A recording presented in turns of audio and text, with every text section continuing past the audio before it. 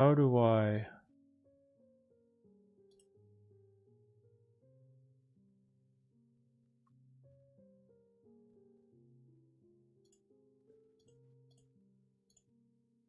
Okay, did that work? Okay, so I scheduled the stream for 12, and apparently I had to hit the go live button because normally I just kind of run with it. So is this live now? Sorry guys, if anyone's watching this right now, I'm trying to figure out this stream scheduling stuff. I got the notification on my phone. I guess it's live. Okay, I'm gonna assume it's just live. I'm just gonna start.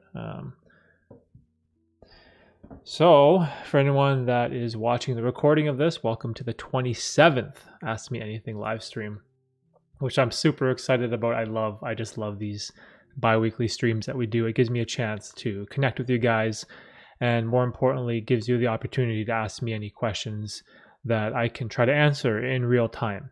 And I try to do my best to give you like an honest and objective answer based on my past experiences and what I know. So for anyone that missed the live segment of this stream, it's going to be every second Saturday. So the next one will be June 25th at the same time, 12 Eastern Standard Time.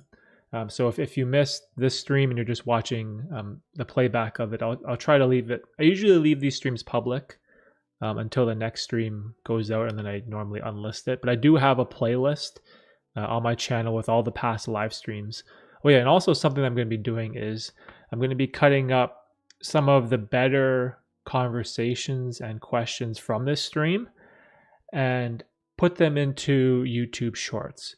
So in the live stream playlist, you're going to start seeing some YouTube Shorts show up there, and those will just be clips from the previous stream. And I think that's pretty much it. Is there music going? Can't really tell. I'm sure someone will tell me if the music is too loud or... Okay. Hold on, before I get started. I just want to double check my settings here. Like, I'm all messed up. I don't know which window I'm using.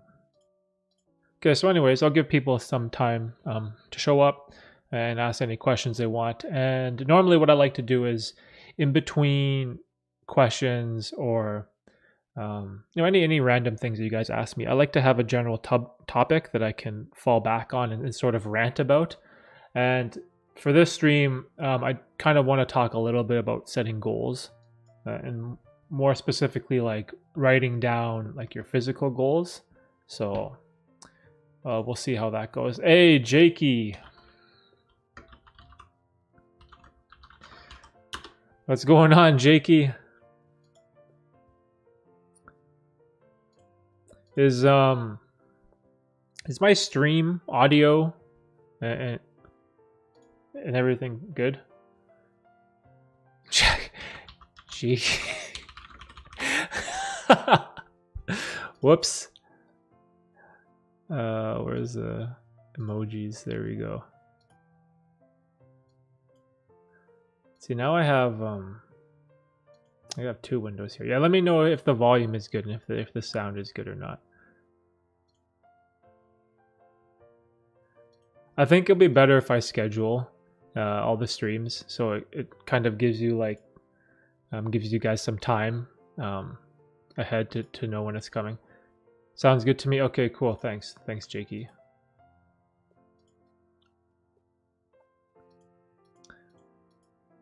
So what's going on, Jakey? How's the father-in-law? Everything good? Maybe one day you'll get the personal finance channel going again.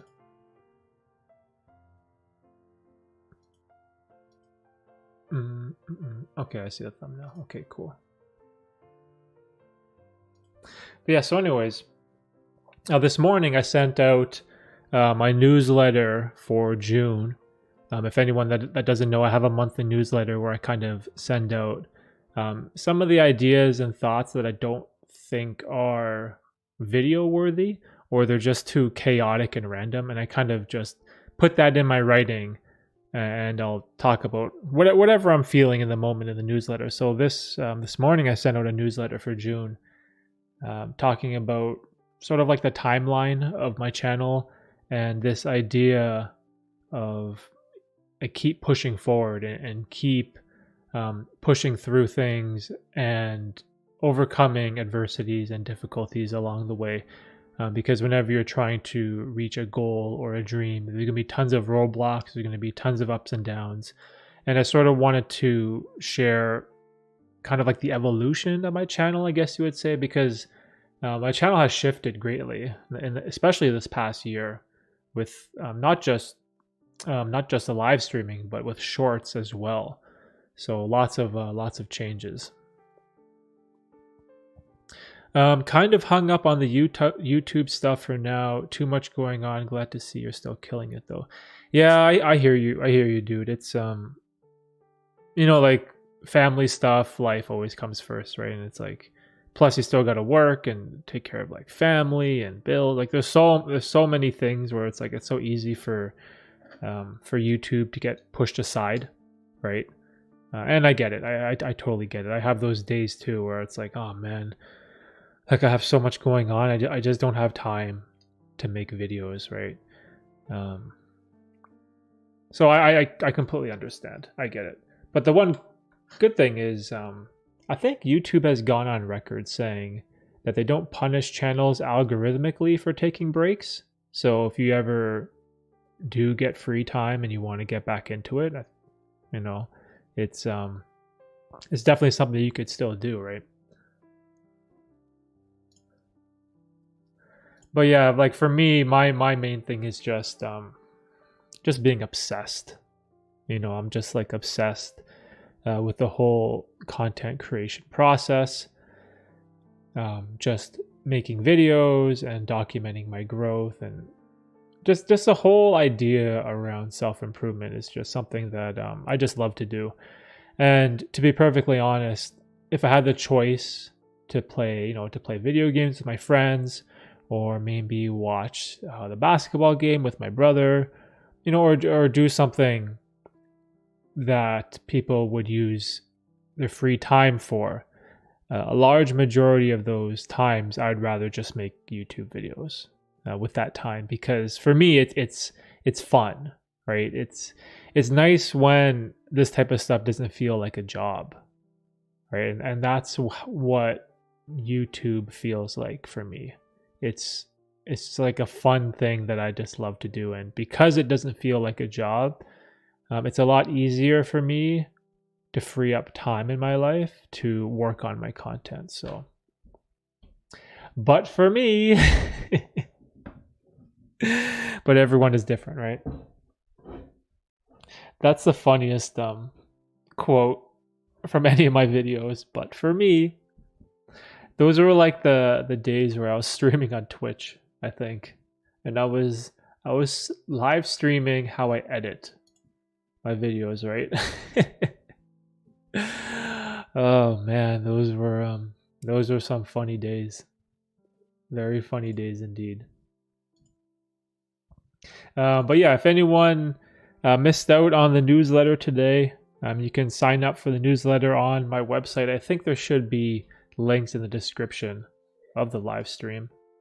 Yeah, like I have links for all my social media stuff. So like my newsletter, it's on my website. If you guys want to check it out, I post all the old newsletters on the website.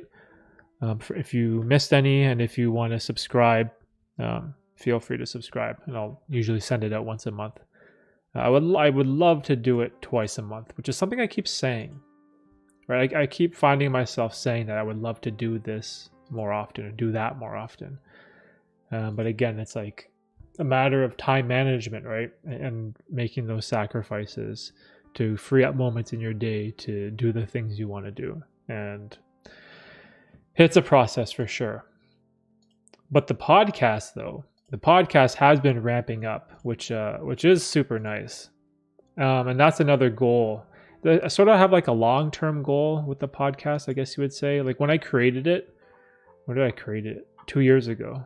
Yeah, 2 years ago now I started the podcast. But when I created the podcast, I told myself I'm going to create this podcast with the intent of it not growing for at least 5 years. So I guess you could say I set the bar really low, like expecting, like imagine doing something and you're not realistically expecting it to do well or succeed over 4 years from now. Like that's a long time, right? Like imagine doing something for 5 years and your expectations are nothing out of it. But what this did was, by setting the bar super low with the podcast for me, I found that it was a good strategy to combat my perfectionism. And this is something that I've sort of briefly talked about in my previous videos, where I have this perfectionist mentality when it comes to video creation, where I want everything to be perfect. You know, I want the editing to be perfect. I want the sound design to be good. I want the transitions to be spectacular. Like everything has to have this level of quality that I expect from myself as a content creator. But what I realize is that perfectionism, it really holds me back. It really holds me back from creating more stuff. And so the podcast, I was like, I'm going to make sure that this podcast, my perfectionism never holds me back from releasing an episode. So, and you can tell because some of the podcasts have really poor quality. Like some of them, the video capture device messed up. And there's no video recording of the conversation, or the audio is kind of messed. Like there's so many problematic technicalities with the earlier episodes of the podcast that would have drove me nuts. Like, I don't know if it's my like anxiety when it comes to perfectionism probably would have been triggered, right? Because I'm releasing all these videos that have all these imperfections, and it would probably like just annoy me, right? So again, 2 years in, but it's enabled me to post 34 podcast episodes, right?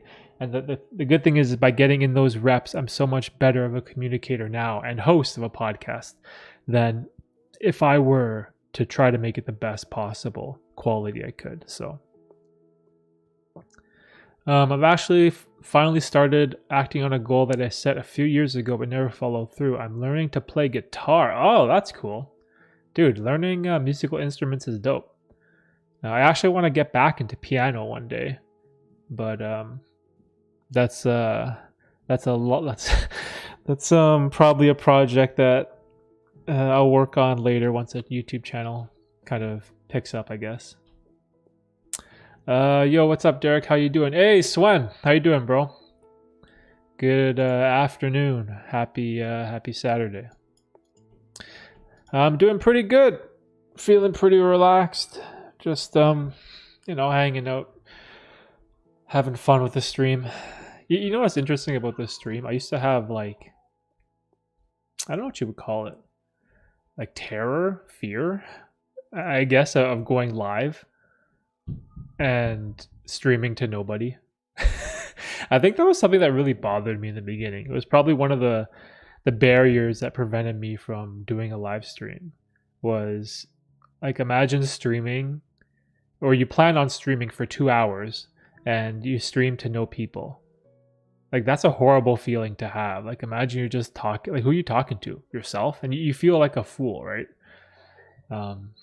And so whenever I did those first couple streams, I was so tense. Like I was all like this. I was like so tense on the inside and just fearful of not having an audience and having no one to talk to.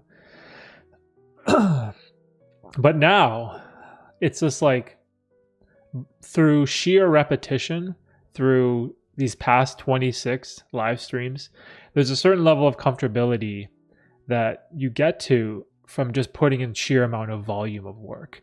And it's a place that I've kind of achieved now. And you kind of realize like it doesn't really matter, right? If no one comes, no one comes. If a lot of people show up, then a lot of people show up. These are things that are completely outside of your realm of control, right? Like I can't control any of this stuff, right? If you guys show up, you can show up, right? It's all good. And if it doesn't, then maybe this gives me a chance where I can kind of be introspective with myself and go through some of my thoughts that I've been thinking and try to work them out in real time, right? Because a lot, and I say this a lot, like I can think my thoughts all day long about self-improvement and discipline and finding ways to better my life, but unless I write them down on paper, record them on a video, or talk them into existence through a live stream, then they just, if I don't do that, then they just stay as thoughts, right? And they just kind of swirl around in here and they never turn into something tangible, and nothing happens with those thoughts and they just end up being wasted.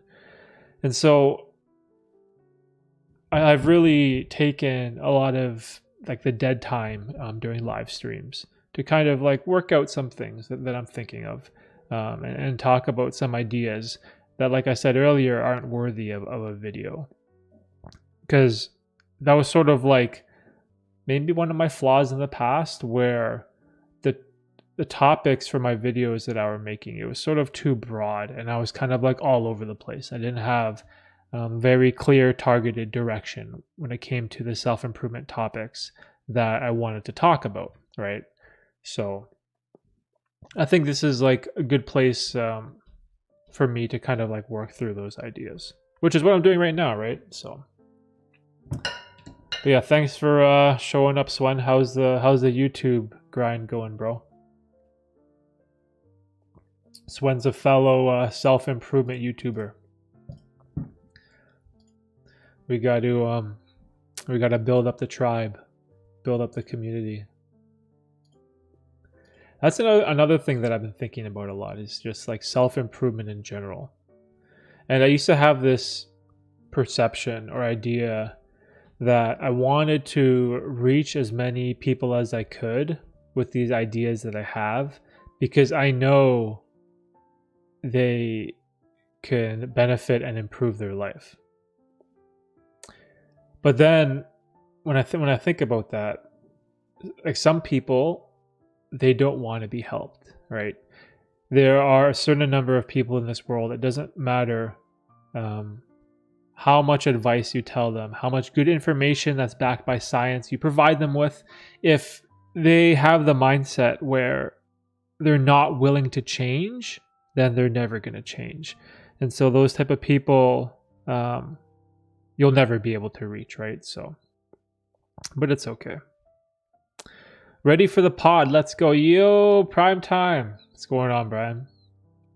Ready for the pod? Yeah, man, me too. It's I'm super excited. The studio's coming along slowly. I got the desk set up. I have one painting right here. I got the shelves here. I still have a lot to do. It's like something I'm kind of taking slowly, right? It's going to be impossible for me to complete the studio quickly, but at least I got like the basics set up. I got my lighting, got my camera, got the computer, laptop, monitor, and a microphone, so I can do the bare bone minimum. But definitely in the future, I want to deck out the entire studio into a podcast that just flows seamlessly. So my idea is that, say someone comes over and they want to do a podcast in person, the camera is already set up on a tripod. There's already headphones and microphones for me and my guest just set up on the table, and all we have to do is sit down, turn everything on, and go. Like I want everything to just flow, which is part of the reason why I have multiple cameras. So have to stop grinding YouTube because school ends in 2 weeks. Yeah, that's okay, Swan. You can take a break, bro. Yeah, finish like it. Actually, you know what? Taking a break from YouTube from time to time, it's not a bad idea, right? Take a break, get all your school stuff done, and then you'll come back to YouTube refreshed, and then you'll have a lot more new ideas, and you can approach your content with a clearer mind, right? So I think breaks are good. It's good to take breaks. It gives you chance to gain perspective and think about your content, right? Yeah, take it slow, bro. No need to rush. Looks good so far, though. Thanks, dude. Yeah, it's see, the light is kind of messed up. I gotta fix the lighting situation. Is it too dark? Feels too dark to me. Let me see. Can I change this? Hold on. Let me see if I can. What will happen if I change exposure? There we go. Did that do anything? I just turn up the brightness a little bit. I don't know if that helped. But yeah, anyways. Yeah, like I said, the podcast is a super long-term plan or goal. I have no expectations of growing it or making money from it in any way. It's sort of like just there. And the idea is that, say 5 years from the first episode, so the first episode was 2020, I guess. So in 2025, I know I'm going to be so thankful that I started the podcast in 2020, because by the time we get to 2025, I'm probably going to have like what? Maybe 100 episodes. So I'm going to have 100 episodes worth of reps by 2025. And the way I think about it is that my future self is going to be so thankful I did all those terrible podcast episodes. Like, my future self is going to be so extremely thankful that I had the foresight to do 100 shitty podcast episodes and post it and release it and just like keep going and improving and getting better over time.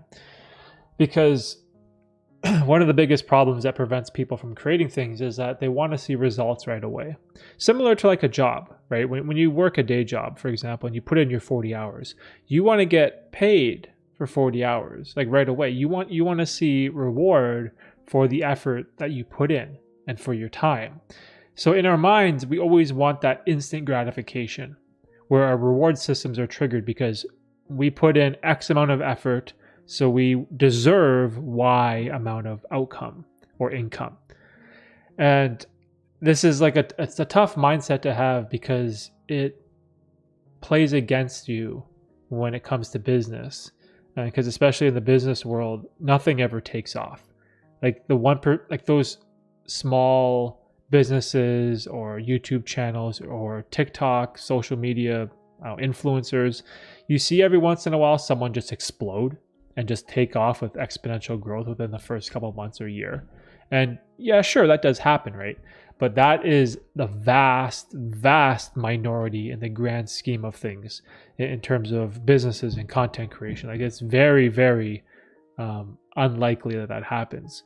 So the best approach in business is to always take the long-term approach, where you have to figure out a goal or an idea or a plan that will keep you in the game long term. And, like for the podcast, this was this 5-year plan of knowing that for the next 5 years, I'm just going to keep recording. I'm just going to keep hosting episodes, going to keep talking to people with no expectation of monetary return, quality on the video or audio or any of that stuff. And then just slowly improve over time. And yeah, it's I don't know if you would say that's an ambitious goal or if that's an intelligent goal. Like, I'm still not entirely sure how I think about it or how I would classify it as. But I know that this strategy is the one that will keep me the most consistent, right? And that is one of the most important things.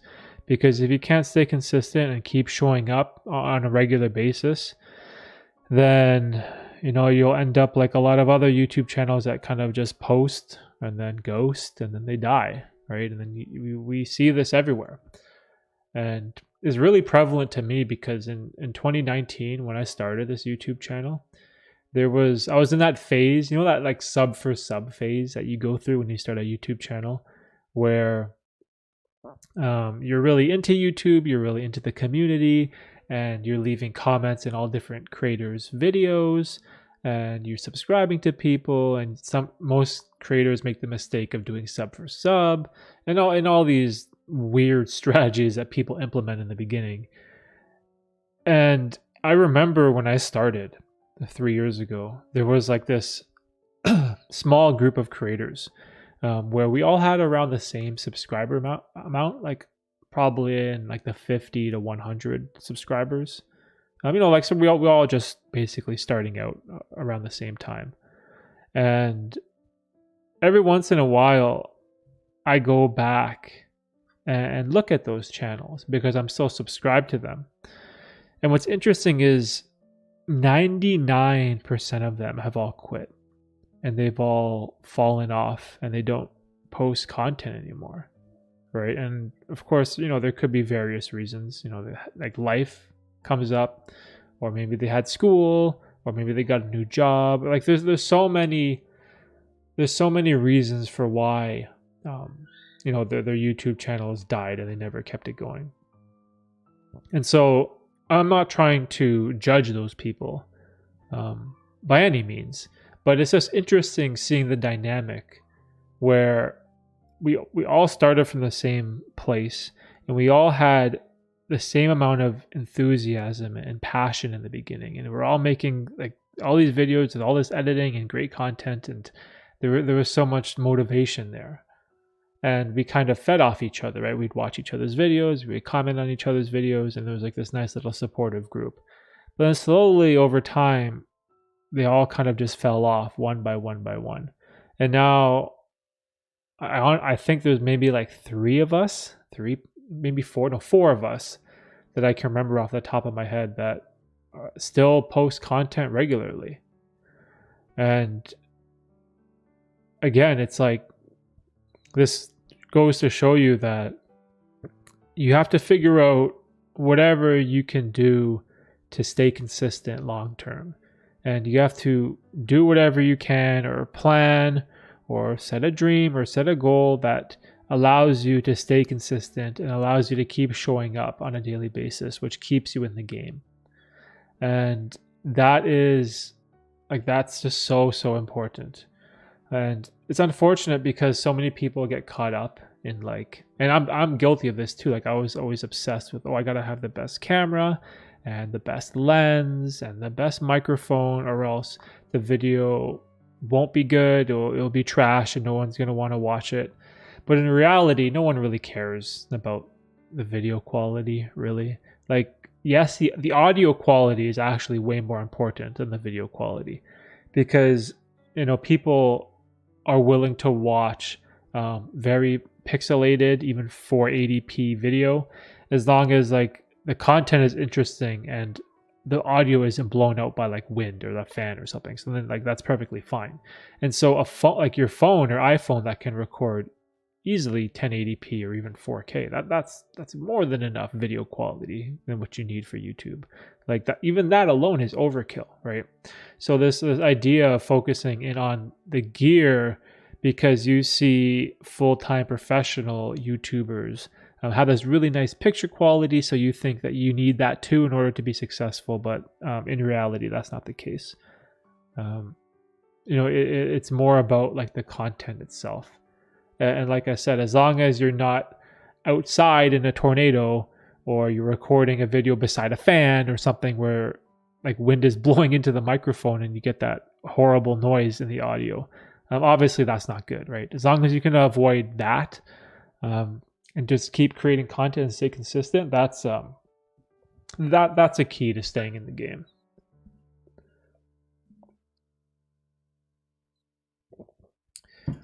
All right, let's see. What else do I feel like going over? Let's I'm gonna ramble on about kind of goal setting and goals that I have for the future.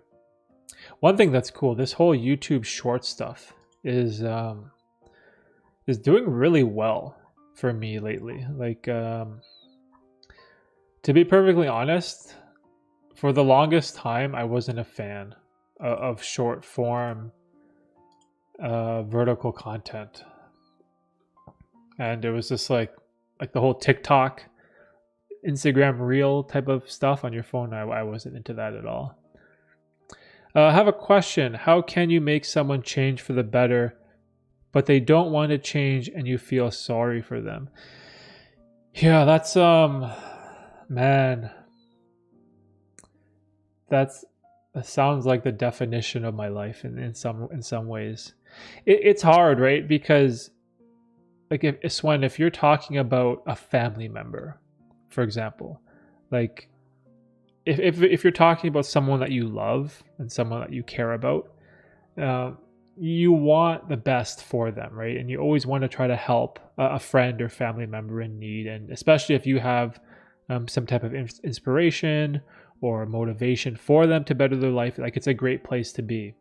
But like you said, if they don't want to change, it's very difficult because at the end of the day, when you think about people's lives, it's their life, right? And they should have the right to do whatever they want to do. And if they want to live a life of comfort and relaxation and just have all these, I don't know if you call it mental or physical problems where, if they don't take care of themselves and they never want to get rid of their negative habits and benefit their life, that's their choice. At the end of the day, we have to be respectful of other people's choices, that they can live their life however they want. But like you said, if you start feeling sorry for them, right? If it's someone that isn't a friend or family member, the best thing you can do is just to let them go. And if they don't want to change, you're kind of like wasting your time, right? Like your time is valuable too. Like if you want to make a positive influence in your community, in your family, or in your circle of friends, you have to spend that time on people that are willing to listen and people that want to hear that type of advice, right? And so if you have someone that just refuses to change, the best thing is just let them go and don't waste your time, because it's a huge time sink, because you can't save everyone, right? But the family member part is difficult. And what I do is I try to back off. But if they ever show a little bit of interest, maybe here or next week or next month or the next time you see them, then I'm always willing to reopen up that side of assistance where if they want to change, I'll gladly help, right? So what I like to do is I'll try to back off from those people, even though you will feel sorry for them, especially if it's someone you love. But always keep the option open of giving them a helping hand if they ever do come around and want to kind of learn some of the teachings and habits that we study in self-improvement, right?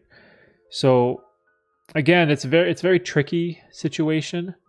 But I guess to summarize it, like if it's not someone that you love, like you can save everyone, so you're better off just cutting them off, saving your time. But if it is someone you love and care about, always be open to giving them another chance if they turn around, right? And I think it's important to kind of have that type of perspective, right?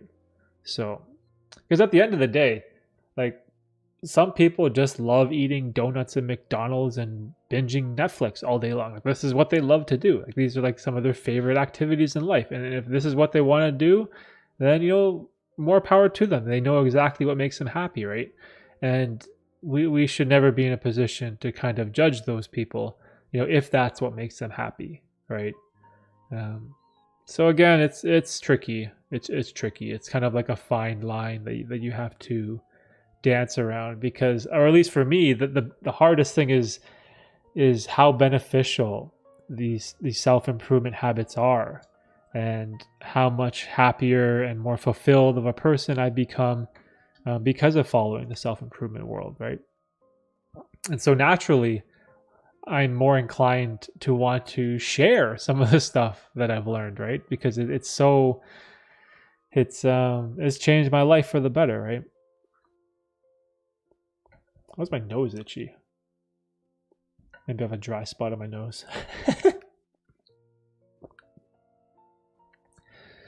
A friend told me he watched my journaling video and he actually did gratitude journaling, which really gave me that feeling of making an impact. Yeah, see, it's that's a great feeling, right? Like, especially when you talk about some of the stuff that we study. And gratitude journaling is a huge one. Gratitude journaling is kind of weird, especially for men, because most guys would be like, "Oh, bro, you keep a diary, bro? Oh, that's so lame." Like, there's this immediate negative reaction when it comes to keeping a journal, and it's kind of it's all in good fun, right?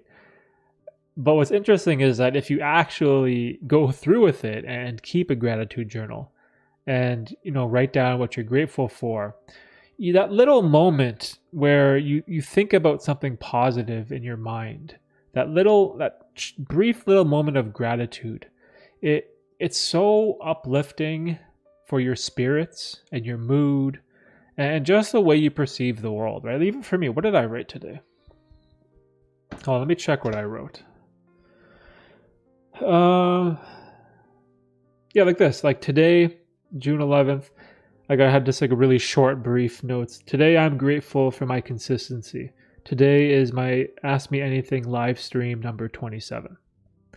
Right, so that very simple statement of gratitude where, I'm grateful for my ability to stay consistent, right? Even just that tiny little reminder, just reminding myself, I'm so grateful I've been able to stay consistent with all my work.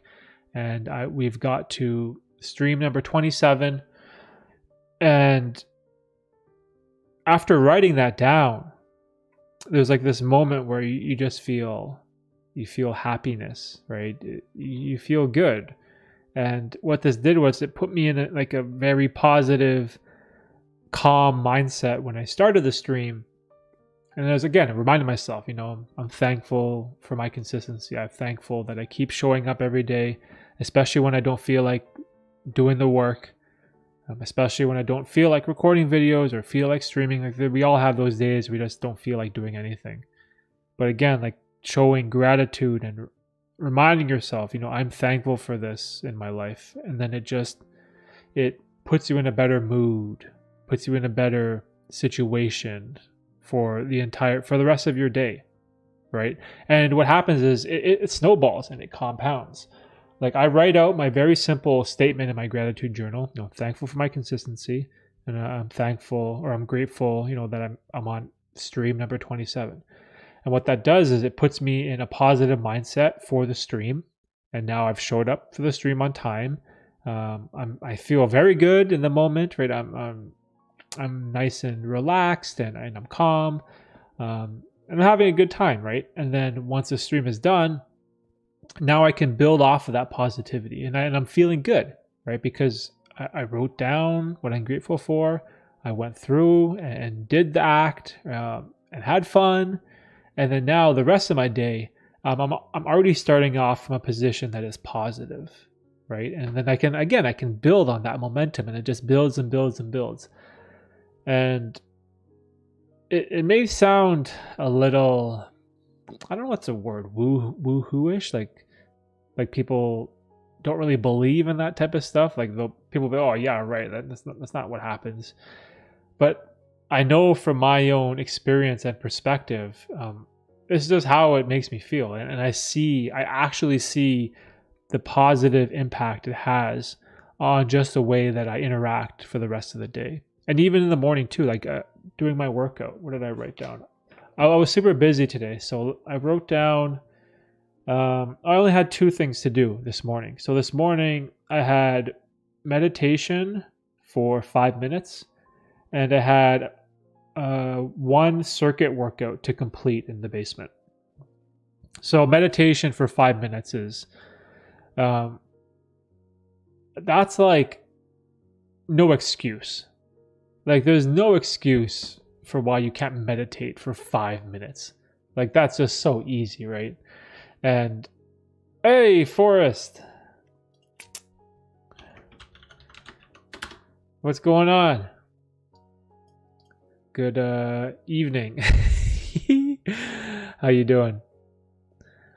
But yeah, so like, I did the 5-minute meditation session, and then did a circuit workout, which was pretty quick. I've been kind of getting into, I don't know if you guys want to talk about fitness or exercise, but I've been getting into more kind of calisthenic type stuff where I've been doing like a lot of body weight push-ups, of course, body weight push-ups, body weight squats, pull-ups, and then combining those three exercises, like the normal push, pull, and legs. I've been combining those three with three isometric exercises that works very similar muscle groups. So for example, when I do push-ups, I do that in conjunction with planks, right? So like planks are like your forearms on the ground and you're kind of working your core and your arms are stabilizing yourself. And you're in a similar position horizontally as a push-up. And then with the pull-up, I'll just do a simple like dead hang, where instead of like pulling myself up on the bar, I just kind of hang from the pull-up bar. And then with the squats, again, same thing. I follow that up with an isometric exercise called the horse stance, where you kind of like do a half squat and then you hold it and you don't move. And so I've created this like 6 exercise circuit that I can do in my basement in like 10 minutes, right? So when I'm pressed for time, I have a very clear circuit exercise that I'll write down on my to-do list, and I know exactly what I have to do, and I know in my mind that I can bang it out in 10 minutes, right? So then there's no excuse for me to miss my workout for the day. Oh no, you're super tired?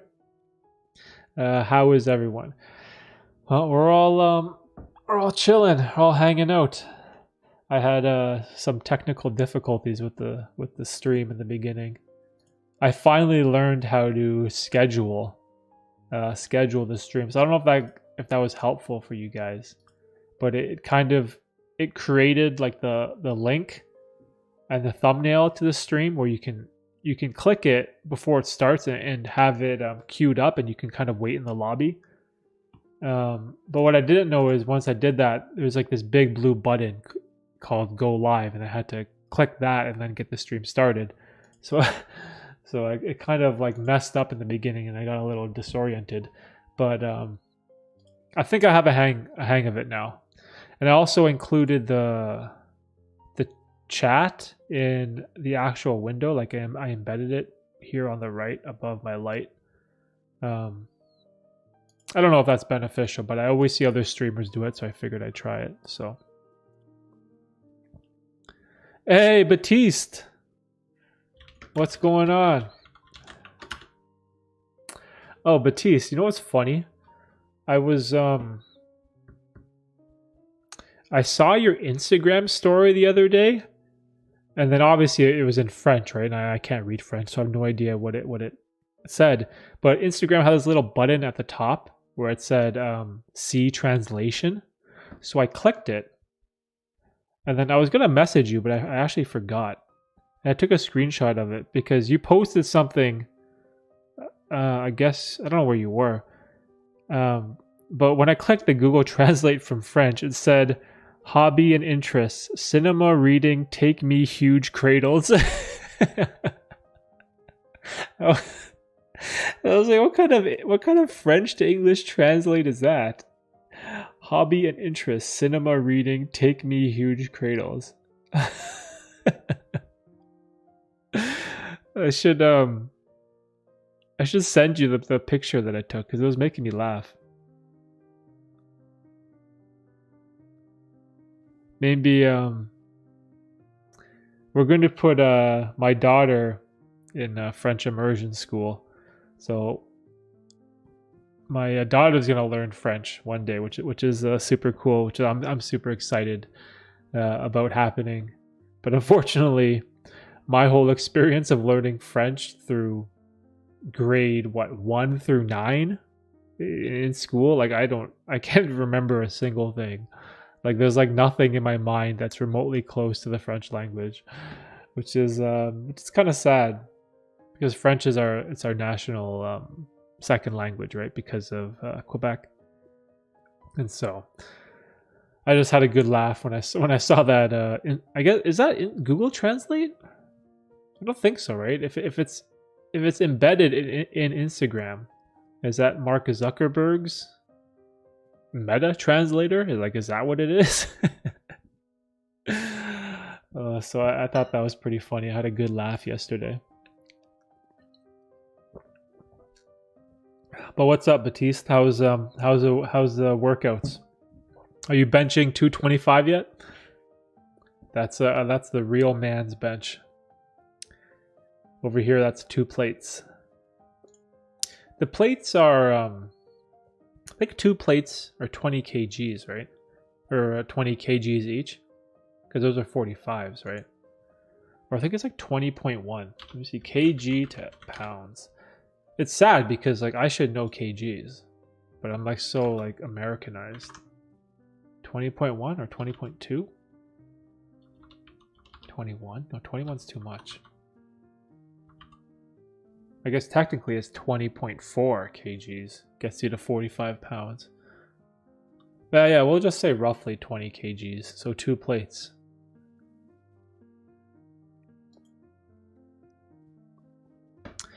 The last one in French means getting kicked the tight. I was back. Oh yeah, you do MMA. Oh, Batiste, I'll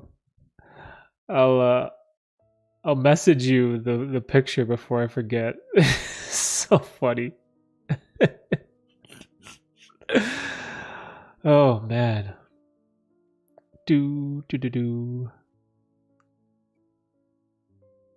Where is it?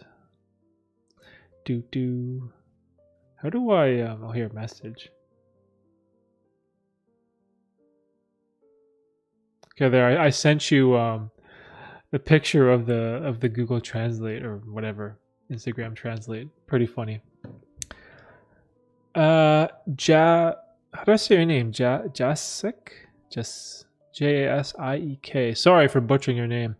Hey, I love your videos and I really like your personality. Keep up the good work, man. Hey, thank you. Appreciate it. Thank you for the kind words.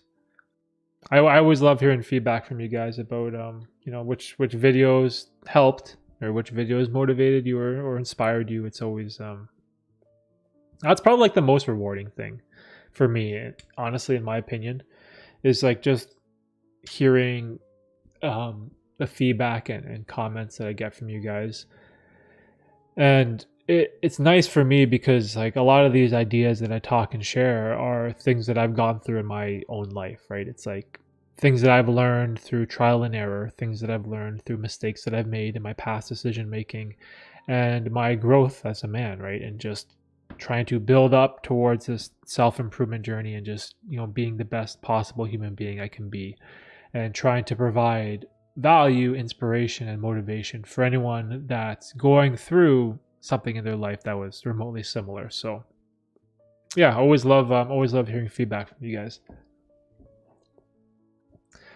I'm actually at 198 pounds for the bench. Dang, that's pretty good, man. I think I maxed out at 187.5, I think was the highest I ever did. And I probably can't bench that now, to be perfectly honest, because I've really leaned out this summer. I've been getting really deep into the whole intermittent fasting protocol, like very, very strict, long fasts that I've been kind of going through extreme periods of food deprivation. Kind of like more for like the longevity benefits. Like I'm trying to improve my lifespan, right? I want to live longer. I want to be healthier, and I want those type of years to be high quality years. And some of the scientific research right now is this idea that like you don't want to be eating and digesting food 24/7. Like it's not good for your body to always be eating and digesting food. Like you want to be able to give your body a break. And you know, when you do sleep, and if you get a full 8 hours sleep, that is a period of fasting because obviously you can't eat or drink anything. So that's good. But if you can extend those 8 hours further into the day, you get all sorts of health benefits when it comes to longevity, and just giving your body and like your digestive tract even just time to recover, right? And to give it a break. So I've been really deep into the fasting. Probably, I guess I would say the past 2 or 3 months now. I've been like really, really dedicating my life to it again, and going through the research and the benefits and finding routines and protocols that can motivate me and to push me further. So, but the only problem with like leaning out and cutting weight is that you massively lose pounds on your bench press.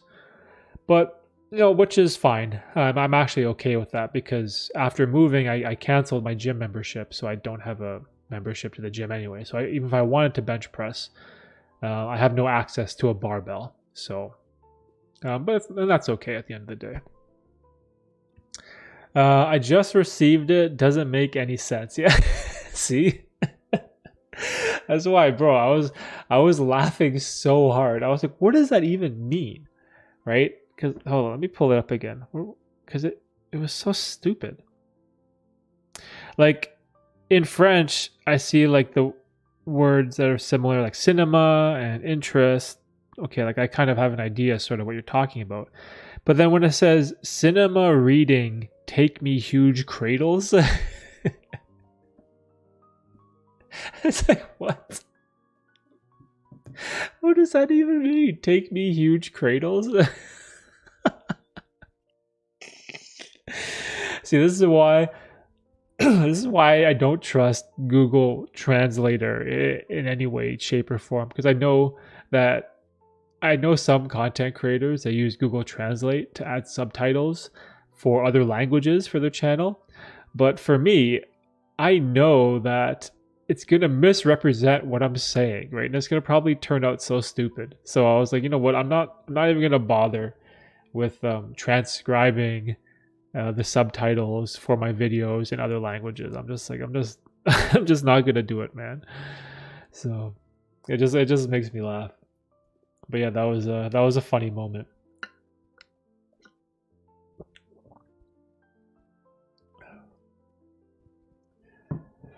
But yeah, glad to hear you're building up strength, Batiste, at the gym. That's awesome, dude. I miss those first few years at the gym. Like when I discovered like the big 3 lifts. And for anyone that doesn't know what I'm talking about, is like doing bench press, doing squats, and doing deadlifts. Like those are like, I guess you consider them like the big 3. Like those are the 3 big compound lifts that use a massive amount of muscle recruitment and ligaments and fibers, like, and all these type of things. Like these are like the biggest bang for your buck exercises that you can do, because so much is going on all at the same time. And when I first discovered these lifts and figuring out what to do, it was such a fun time in the gym, right? It's like any other thing in life. When you're starting off something new and you're learning a new skill, that initial progression where you go from point 0, where you're just like a noob and you're brand new and you have no idea what you're doing, and you all of a sudden you have this rush of progression where you have that, I guess you would say, it's not beginner's luck, but it's like the beginner's mindset. When everything is new and fresh, you have no idea what you're doing, right? But anything that you do will generally cause you progress and you'll get better. And just that progression, oh man, is something that I loved. It was such like an amazing feeling, like progressing every time going to the gym. And this is probably like one of the hardest things for people, was that lack of progression reduces motivation when you hit a plateau. And this is what happens in weightlifting, right? Like if you start off at 100-pound bench, sure, you can build up to what Batiste is doing, 198.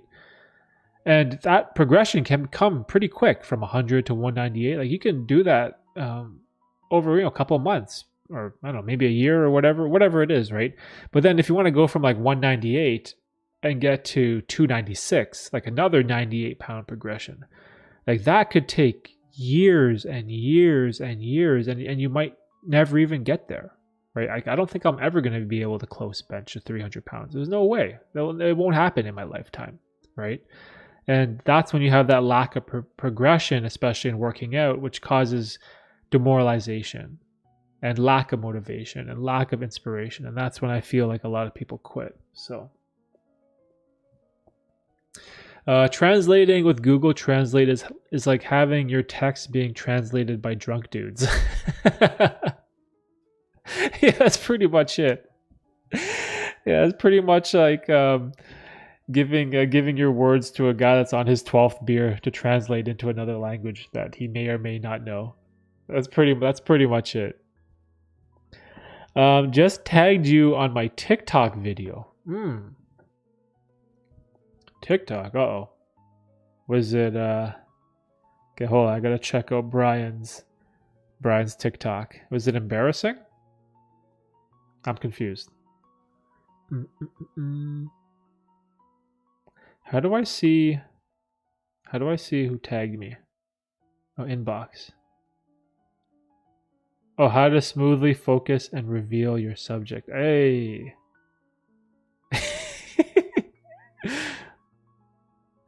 Oh, dude, we did this so long ago. This was wow, my face is like thick. Bro, I got gains back then. I was like super thick. Look at like the thickness of my face. Like if you look at the video compared to like my face now, like it used to be like this. It's funny. To me, the gym was like jumping in a pool for collective sweat and whatnot, and pretend it was refreshing. Oh man, I love swimming. Man, going to the gym to go to the pool, like I grew up doing that. That was the best. It was so much fun. Yeah, the other thing that's tough about the gym too, it's just like if you're not really into it, right? It's so hard to force yourself to go, because you know that if you do go, you're forcing yourself in a place of misery and pain, right? It's so difficult. And even though like I do miss it, because I love the whole routine though of just getting like your workout clothes, bringing like my gear, downloading like a podcast or an audiobook or whatever music that I was going to listen to, and knowing that I had like a 45 to 60 minute block where I was going to do like this one specific workout, and just having that like regiment and that routine and familiarity in my life was something that like I really appreciated that. But then also on the flip side, like you got to think, man, it takes you time to get ready. You got to drive to the gym. You got to warm up. You got to stretch. You got to do your workout. You got to whatever, go back to your car, drive home, change. Like there's so much going on that if you almost don't like book out a 90-minute block in your day, it's so hard to go to the gym regularly and get a consistent workout in. Like I'm always very impressed by the people that are extremely dedicated with fitness and going to the gym on a regular basis, especially those who do like those 5-day splits or even like 6 days, right? That's super dedicated. Much respect to those people. But for me right now, it's kind of more transitioned into eating less food, concentrating more on the quantity of food that I'm eating, and doing a lot more practical bodyweight exercises at home, which has definitely greatly reduced my strength, unfortunately. I'm not as strong as I was in 2020, probably at the peak of my lifting abilities. But now I'm probably like the lightest weight I've been in a long time. So I don't know, pros and cons, right? YouTube also doesn't know how to pick thumbnails for shorts. Yo, have you guys seen the thumbnails that YouTube picks for my YouTube shorts? Oh my god. Like if you go to my page and then if you click on, not on videos, if you click on home and scroll down to where YouTube has like the shorts and like these large vertical rectangles, every single one, it's like me with my mouth wide open, like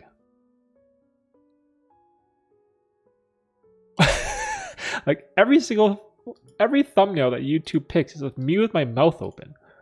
Like, why? Like, why can't it just be me smiling or me with my mouth closed? Like, why does it always have to be me? Like, especially this one from a couple, like, was it 2 days ago? Benefits of a gratitude journal. My mouth is wide open, bro. It's like, that's a thumbnail?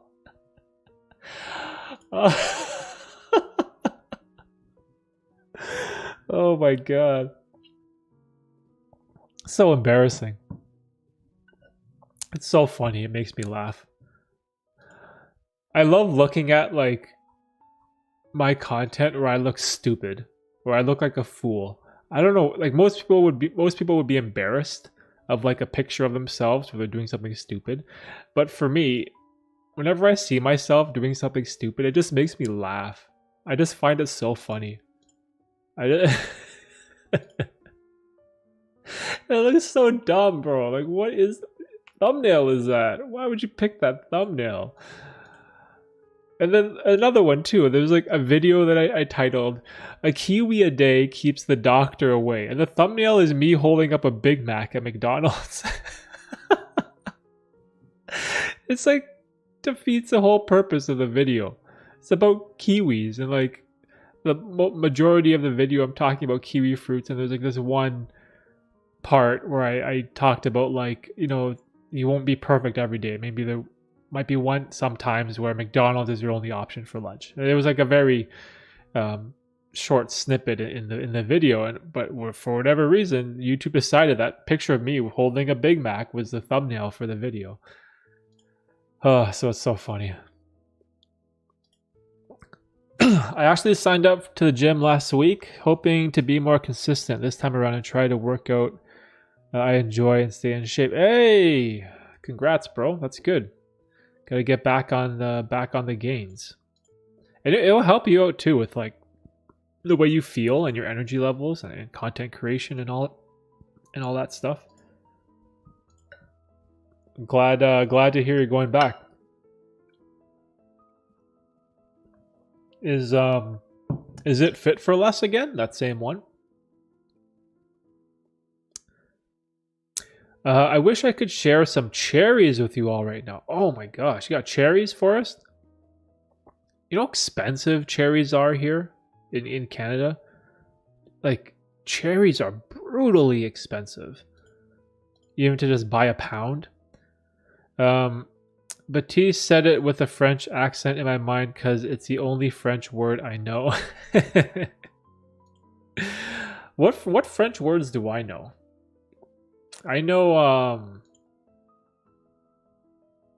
peanuts are sheeds or something like that, because when I was younger I had like a severe peanut allergy.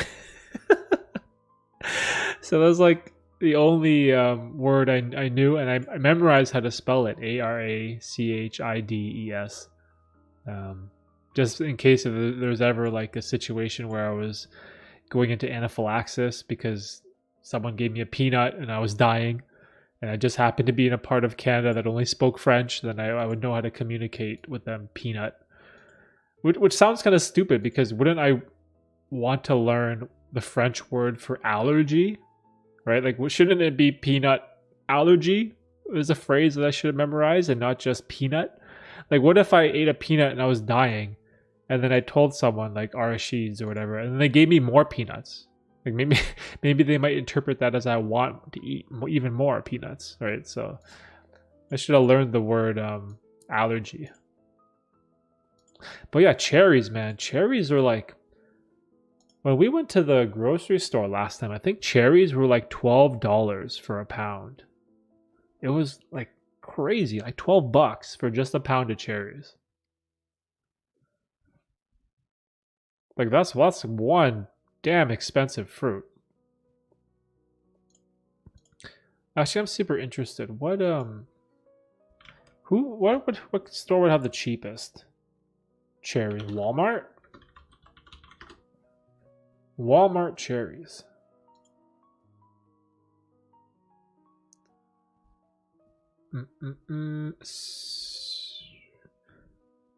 $17 for a kg.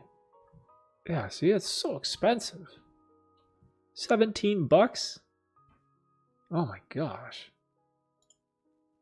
I'm jealous, Forrest, that you have cherries. I'm super jealous.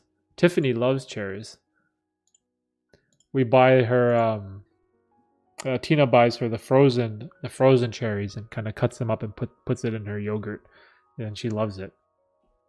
But fresh cherries, probably way outside my budget right now. Oh, that's funny. YouTube thumbnails, bro.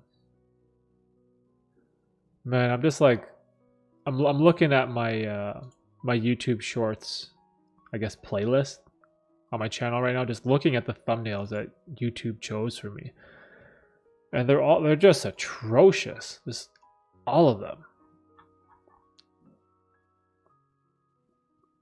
Like, I feel like that's a super simple update to add in, wouldn't you think? Like, to just be able to choose a thumbnail for your video. Like, that seems like, I don't know, they could program that over a weekend, because they could just like copy Instagram or copy TikTok and just do the same thing where it just lets you pick a frame, right? So I wonder why it's taking YouTube so long to add in the functionality of choosing a thumbnail for YouTube Shorts. So bizarre. Yeah, like, look at this. Like, every single one of them, like, I'm doing something stupid with my mouth. Just like my mouth is wide open. Oh my gosh. And even the one with Kobe Bryant, the same thing. His mouth is open too. It's almost as if they're trying to pick a picture that has like facial detection, and they're looking for like the mouth open, I guess, for a smile. But like, their algorithm is getting it completely wrong. Like, it's not even close. That's why the thumbnail for the live stream is me with my mouth closed, because I figured enough people saw thumbnails of me with my mouth open.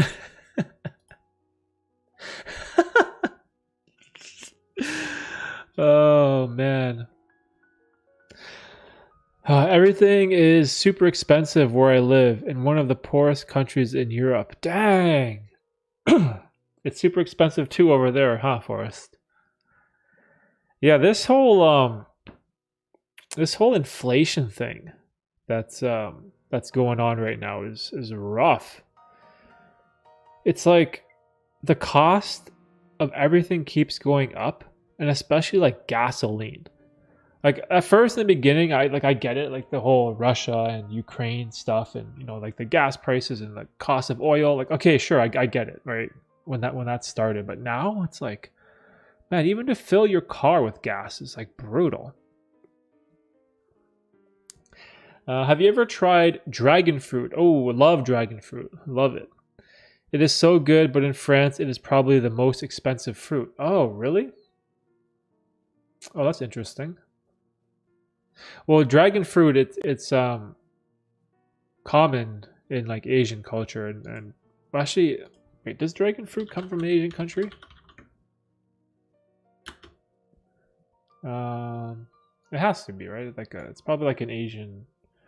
Where does dragon fruit grow? Let's search for that.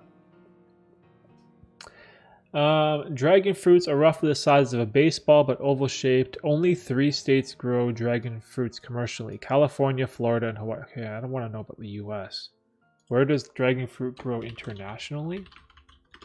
But I guess then if it grows in the US and Canada, we just import it from the US then.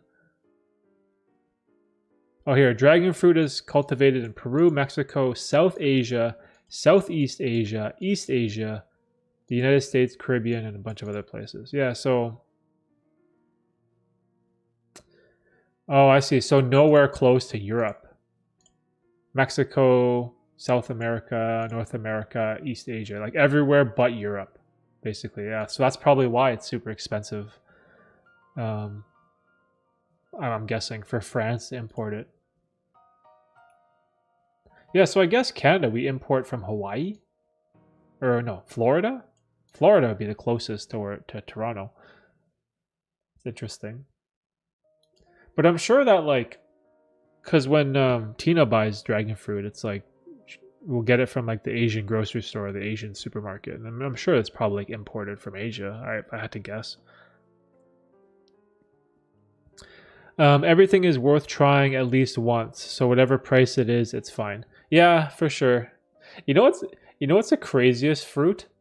Have you ever tried durian? That's probably the most polarizing fruit in the entire world. Like when it comes to durian, it's either you love it or you absolutely hate it. I feel like there is no middle ground with that fruit. It's literally impossible, in my opinion, to be like in the middle. Like I kind of like it. It's not bad. Like like apples, for example. I don't love apples. I don't hate apples. I'll eat an apple. Apples are fine, right? But when it comes to like durian, there's no middle. There's either all the way you love it or all the way you hate it, because it just has this repulsive smell. That's probably like the craziest fruit that I've ever tried. And it's funny because like in Canada we only have like the frozen durians because it's like imported, right? So like I've had those. The smell was like atrocious. But like when I was in, where did we eat it? Thailand? Like when we were actually in Asia, and then we ate like a fresh durian that was like picked that day. Like, man, it tastes good. But there's no in between. It is from Vietnam. Oh, okay. So there you go. So but maybe dragon fruit is native to Vietnam and it probably like expanded. It's always been like this here when Northern Europeans visit. They complain about it. Imagine living here forever. Oh, man. That's crazy. See, that's tough then, right? You, like, especially if, like, tourists, like, other Europeans visit and they complain about, like, the cost. Like, that must bring tourism down to your country, right? That kind of sucks. Gotta go do my workout. Thank you for the stream. Peace. Hey, Swan, have a good workout, man, and get all your schoolwork done. And enjoy your little break off of YouTube, and then come back strong, and keep grinding, bro. Keep going. I never will. Don't trust myself with durian.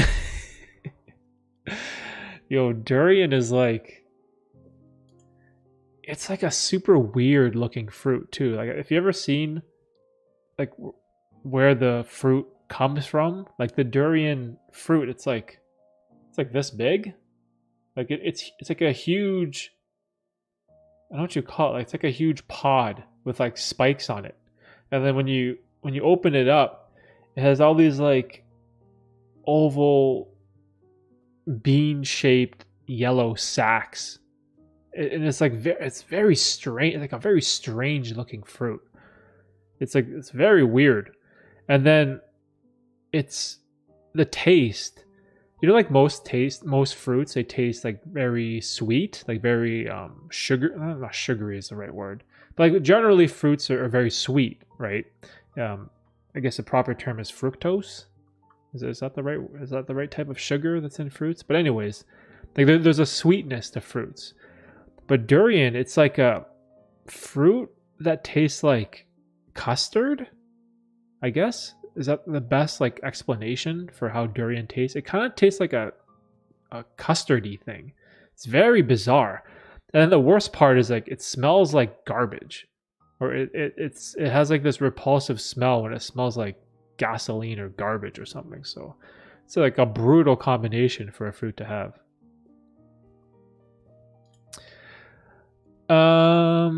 You would have to cut the fruit somewhere outside where you can have fresh air. Yeah.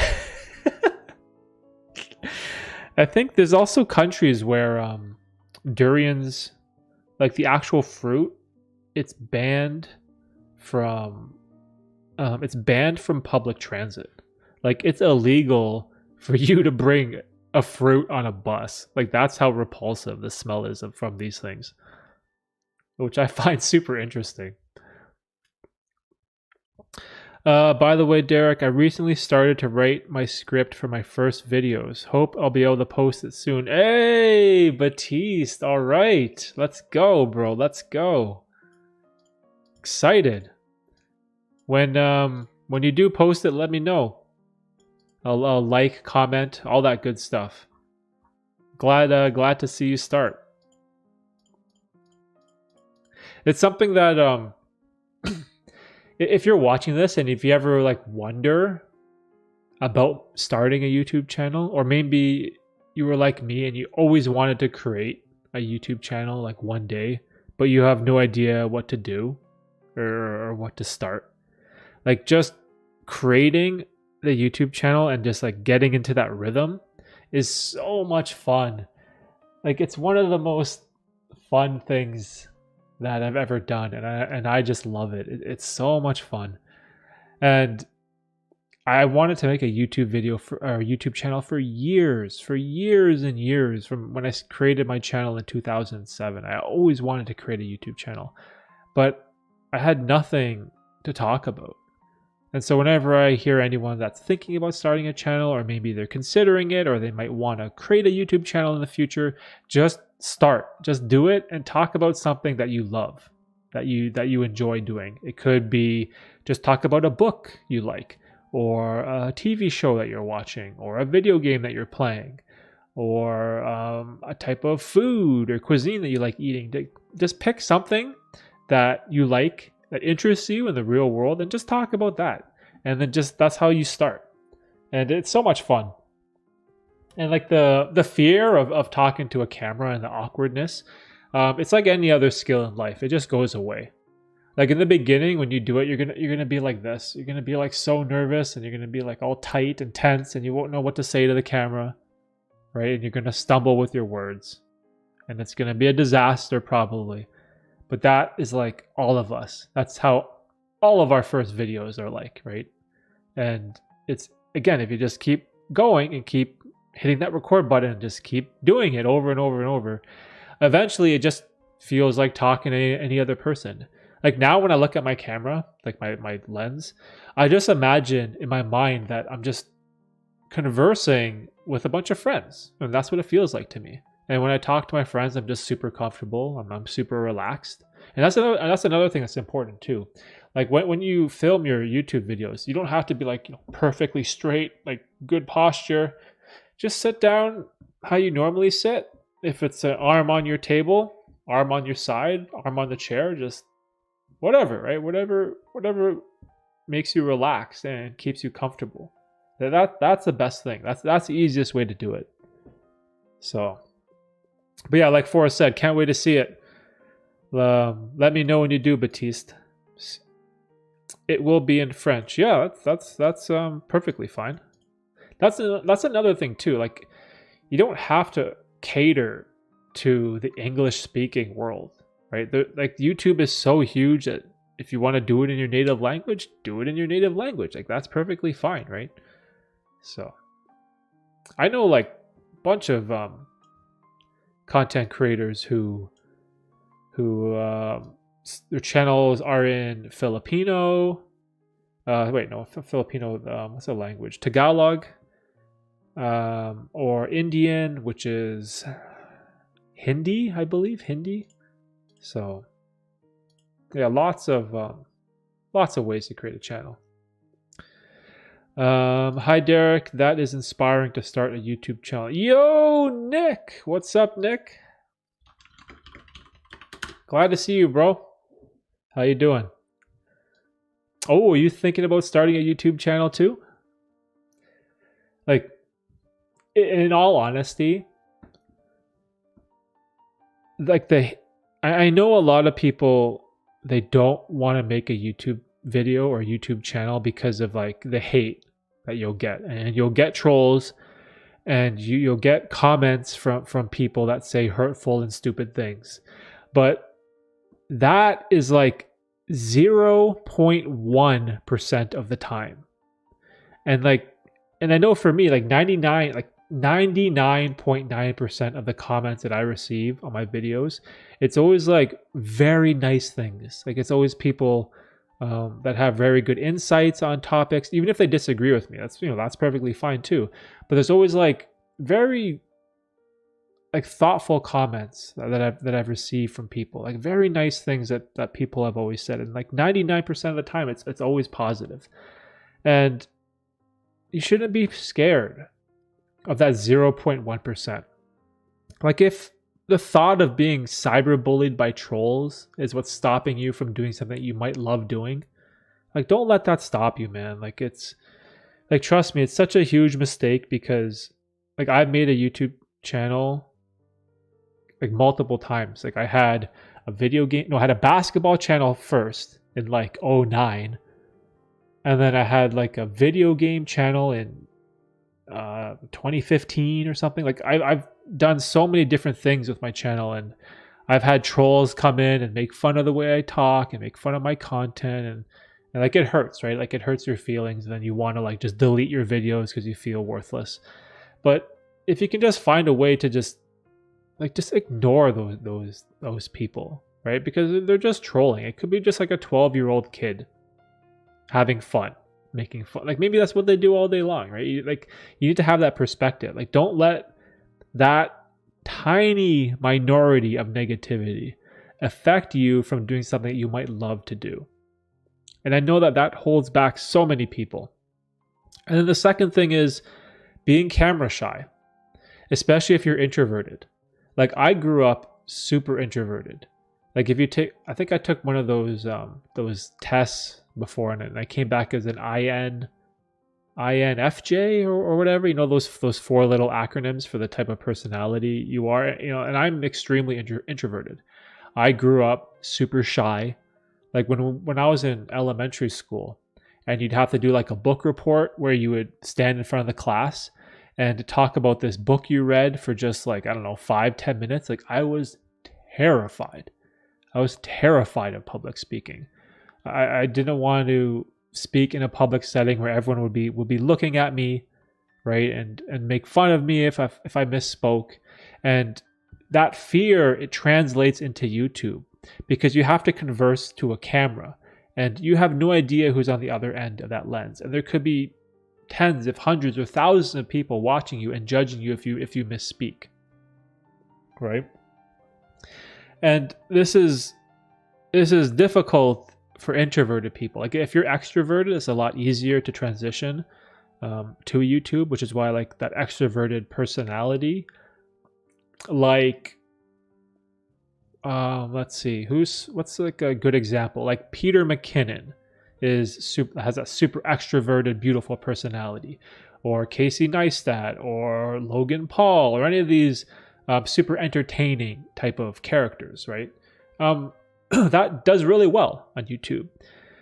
But there's still a place for the introverted, monotone, more boring people like us, right? Well, I don't know if you guys are introverted like me, but like for me, when I edit my videos, like there's no excitement in my voice, right? There's no excitement. The way I talk is just the way I talk. It's boring. It's monotone. Like I don't have that like super beautiful, bold, brash personality. Like, hey guys, blah blah blah, all this stuff, right? I don't have that. Like I don't have that exuberance or excitement about what I'm doing, because that's not how I act in the real world. Like in the real world, if you were to meet me in real life, this is how I am. I'm like this. I'm just laid back most of the time, kind of boring, kind of chill, and I laugh at a lot of stuff, right? And part of that is like insecurities that I have, and I like to laugh at things, I like to laugh at myself. But that's who I am, right? And if you're letting your introversion or shyness hold you back from potentially doing something you love, right? Like you can get over it. It's a skill, right? Talking to a camera is just like public speaking. It's a skill you can work on. And this is why I say, like, If you want to do it, just be you, be comfortable, and just hit record. And that's all you need to do, really. Like, that's all you really need to do. And then just try to your best to not let that 0.1% of people that say hurtful things get you down. So, or at least like that's the best way I can put it, right? Because if you look back at my previous YouTube videos, you can hear the fakeness in my voice. I was trying to be someone who I wasn't, right? I was trying to be someone who was entertaining. I was trying to be someone that was maybe insightful or interesting, or someone that you might want to watch or be more inclined to listen to. But it never works, right? Because this is what's so great about YouTube is the viewers, like you guys that are watching the stream, like you're very smart. Like if one day you saw me all of a sudden acting a fool on stream, like you would see through that right away because you've seen me. You've seen how I talk. You've seen how I communicate. You've seen how I act, right? And this is just who I am.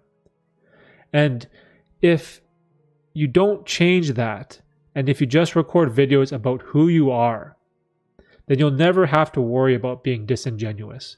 And you'll never have to worry about people calling you out or finding that you're being fake, because you're just showing your authentic self. And that's all it is. And it's tough because I can give you all the steps. I can give you all the information and motivation to do it and kind of follow these things that work for me. But your mind is always going to give you those doubts. Your mind is always going to try to hold you back. And it's because your brain wants to protect you, right? It doesn't want you to get hurt.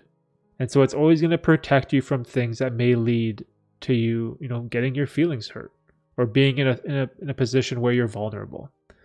And so again, that's like a big part that you have to master for something like YouTube is controlling your thoughts, controlling your mind, being aware of what's going on, and realizing that, hey, I'll gladly take 0.1% of hate for 99.9% of love.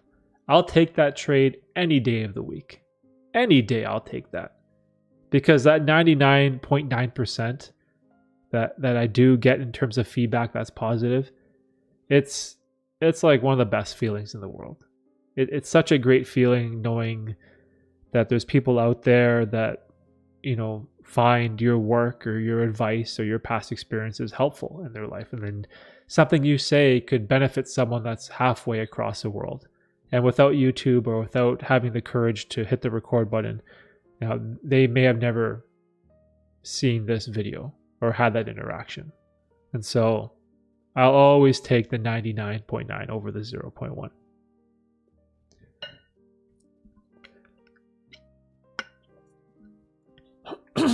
Once again, do not be afraid to look stupid. Yeah, exactly. You know what's interesting about that statement, Baptiste, is it's a lot easier to follow that advice when you're older. Like I've heard that advice so often when I was in my teens or in my early 20s.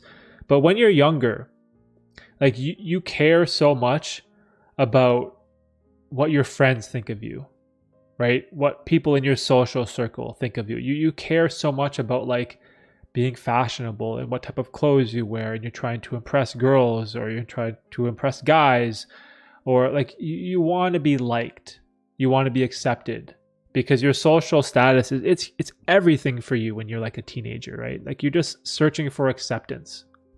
So it's so difficult to follow that do not be afraid to look stupid advice. But when you're older, like me, when you get to like your 30s, it's so much easier to follow that, because now I'm not trying to impress anybody, right? And I've talked to my friends in real life, coworkers, family. They don't care that I wear the same plain t-shirts every day. They don't care that I'm like the most unfashionable person. They don't care about any of those things, right? They don't care. And so it's so much easier for me to take that advice. But I think that advice comes to you in stages, depending on like the age you're in and where you are in your life. There's kind of levels to it where it will build up the older. The older you get, a lot easier that advice is to apply to your life.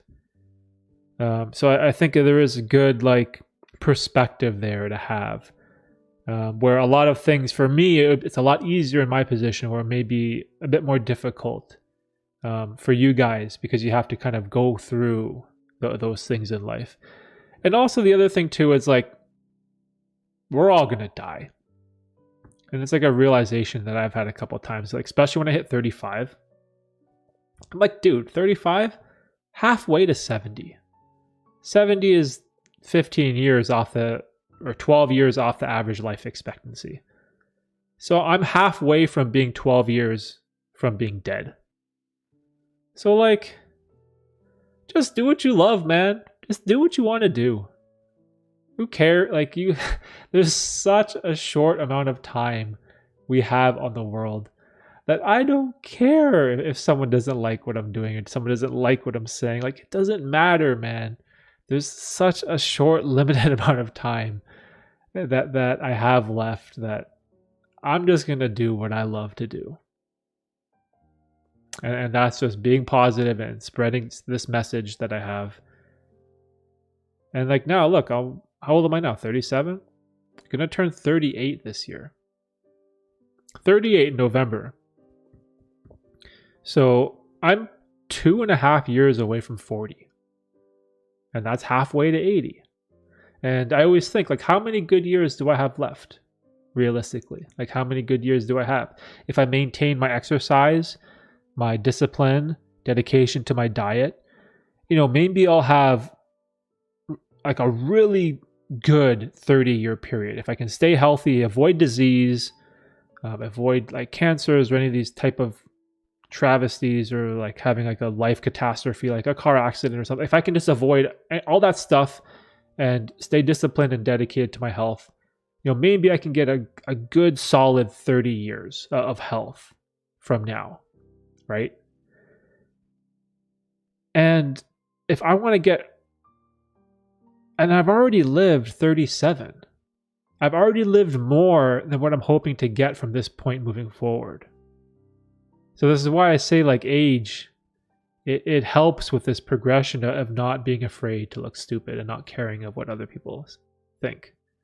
And so hopefully, like, my perspective can help you guys, expedite that process a little bit, right? Because a lot of these ideas, nobody taught me, right? No one taught me these life lessons. I had to learn myself through trial and error. I had to learn through fucking up. I had to learn through failing. I had to learn through looking stupid, and I had to learn through aging, right? But hopefully there's some little nuggets of wisdom there that you guys can take or extract from my mistakes, apply it to your own life, and then hopefully you'll excel or be in a lot better situation than I am at 37 when you get to 37. And that's what I'm hoping for, right? It is be better, right? Do better than me. Be better than me, right? Learn from other people's mistakes and be a better person. Do better. And so, and if YouTube is part of that, if, wanting to create YouTube videos is something you want to do, then I say just do it. Just do it. It's so much fun. It's the best. It's the best thing in the world. Like even this, like if I didn't start YouTube videos, I never would have gotten to streaming. I never would have met Blerta or Baptiste or Nick or Swen. Who else came in the chat today? Jas6, or I can't pronounce your name. Jakey. Like this never would have happened. Like I never wanted to be a live streamer when I started a YouTube channel. That was never the goal. But now look, it's something that's like it makes me happy. It's so much fun, right? This smile I have on my face, it's not fake, right? This is how I feel. It's like spending 2 hours on a Saturday, just talking with you guys about stuff or just talking about my own random bullshit. It's so much fun for me. right? It's like a great thing. And you know, if you're ever thinking about starting, you know, you just start. It's an amazing thing. Gotta go. See you, Forrest. Thanks for coming by. Always love talking to you. Have a good weekend. Enjoy your cherries. Enjoy the cherries, Forrest. And hopefully the price for things starts to go down.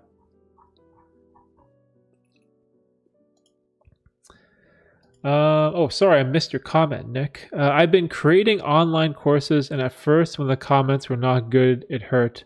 But then I got used to it. Oh, you create online courses? Link me. I want to check it out. Where can I find your online courses, Nick? And what are the courses about?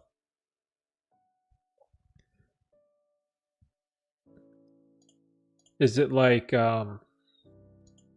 Skillshare? Like, or what are the websites that? What are the websites that do online courses? Udemy, Skillshare, Kajabi. That's another one, right? Kajabi. Yeah, I would love to know what type of online courses you do, Nick. That's something I want to do in the future. I want to create an online course for sure. I have a general idea of what it would be about. The problem is, like, I'm such an ambitious person that I want to do everything. I want to make YouTube videos. I want to do my podcast. I want to do the live stream. I want to create YouTube shorts. I want to do the newsletter, create the website. Like, there's so many things I want to do. It becomes a little problematic for me in the way I distribute my time across all my interests. So, courses, it's been on my list for a long time, but for whatever reason, in terms of importance and priority, it always seems to keep falling further and further down that list. And it gets stuck with the book that I want to write. Those two things, the course and the book, it's like I can never find the time for them because all my time is preoccupied by these other main projects. I guess you call it the main 5 projects: video, shorts, podcast, live stream, and newsletter. Like, those 5 things is where all my time goes to. And then I guess 6 and 7 would be book and courses. And I always find myself with no time left over to work on any of those things. It's a real problem.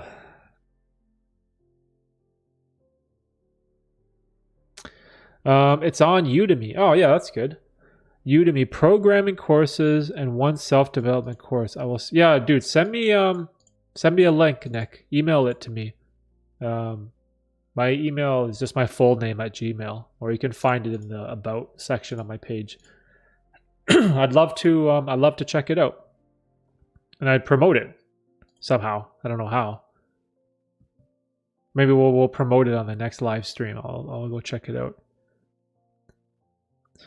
And I started watching Hamza Due to Your videos. Damn, his channel is so good. His video games, a temporary escape to your traumatized life. I recognize myself so much in his video. Yeah, I feel like Hamza's a super important creator. To be perfectly honest and transparent, the main reason why I recommended that you guys watch Hamza's channel is because I feel like he does a much better job at reaching and relating to people or younger people who are in their 20s, where you can relate more to Hamza than you can to me, because when I give you advice on what to do when you're in your 20s, it's kind of tough for you to take it because I'm in my 30s, right? So there's like a time difference there. There's a gap. But Hamza, I think he's 25 or 24. So he's at that age right now. So you can resonate more to his message and some of his advice that I give. And I know some people like say like, oh, you shouldn't do that because like you're taking your viewers and you're pushing them towards someone else. But again, like at the end of the day, like if someone is a good content creator that provides value to people, like I want to promote them, even though the guy obviously doesn't need any promotion. Like he's like super successful, right? Like he's killing it on YouTube. Just like look at the size of his channel and the amount of retention and viewership he gets. Like he doesn't need any help, especially not from someone like me, right? But again, like if we're talking about trying to help younger people, and if I really want to, help out people on this like self-improvement journey, Hamza is like a creator like I highly, highly recommend. Like his message generally is in a line with mine. We generally have the same beliefs about the core self-improvement topics. I guess we overlap when it comes to journaling, gratitude journal, working out, and meditation. I think though that's where me and Hamza probably overlap, and we kind of talk about the same benefits of those things. And then Hamza, he focuses more on like relationships, where I give literally no advice. Like I don't really talk about relationship building at all on my channel, right? And because I'm at a point in my life where like I'm married, I have a daughter and a son on the way, so like that period of time when when you're like out dating or whatever you're doing when you're late teens, early 20s, it doesn't really apply much to my situation. So I feel like I don't have good advice to give on that subject matter. But Hamza, on the other hand, it's something he's going through, right? So it's like a perfect creator to listen to for advice. I don't know if you're trying to get a boyfriend or a girlfriend or whatever, you're dating people, or I don't know what you would call it, dating scene, who knows. So that's why I feel like his content is good and where his diverges. Whereas where mine diverges, I kind of get a little bit more deep and obsessive with the self-improvement habits that can improve your health and longevity. Whereas he kind of diverges a bit and talks more about relationship type of stuff. I diverge in the other direction where I talk more about intermittent fasting and cold showers. So we're talking about food deprivation and cold water therapy. And these are two of the subjects that are sort of like my staple. And there's like a million self-improvement habits that you can base your channel around. And it's impossible to talk about all of them. So I feel like you should pick the ones that are true to you and that you actually perform on a daily basis. And for me, intermittent fasting and cold showers are something that I do every single day, regardless if it's the weekday or if it's a weekend or a holiday or a birthday. It's something that I do day in and day out. And so, again, there's going to be other content creators in the self-improvement world that are the same. Like there's a guy that I've been watching a lot recently named Ice Cold JT. And he, again, another self-improvement YouTuber, but he comes at it from a completely different angle where he brings like his, I guess you would say, comedy into the self-improvement world, because self-improvement is very dry, right? We're talking about information to better your life, and we're talking about discipline and work ethic and motivation and good habits. Like it's hard to add comedic relief into a subject that's so serious, right? But this guy, Ice Cold JT, he does a great job of adding all this like wild humor. And at first I thought he was a little crazy. I'm like, what the heck is going on? But then as I've kind of watched more of his content and I've really paid attention to his message and what he's really trying to say, adding his humor with self-improvement and focusing his channel around the discipline of NoFap, which is another self-improvement habit, is great because it puts him in another category that's very different from Hamza, very different from myself, but again, very beneficial for someone in that age range or in that period of their life that's struggling with those type of things. So I'm always going to recommend other creators, because I also have this belief where I don't think it's good to get all your information from one person, right? Even though if you guys have watched me for a long time, like I think deeply about all these things that I talk about. I try everything, or I try most of these things on myself. I try to admit when I'm wrong, or when I'm biased, or when I talk about things that don't work, and I try to be open about my struggles and what I deal with. But at the same time, I don't think you should only just watch my content, right? It's good to have differing perspectives, right? That's something that I believe, and something that I'll always promote, right? And I love it that you guys show up for the stream, and you're supportive. I love it. I appreciate it. But also, I'm trying to be as open and honest and objective as I can. You want to get differing perspectives too, right? You want to follow the Hamzas of the world. You want to also watch the Ice Cold JTs of the world.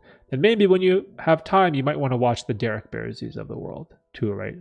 And hopefully you'll get value from all differing perspectives and opinions. And I think that's the best way to grow yourself as a human being, in my honest opinion. But yeah, definitely huge fan of Hamza.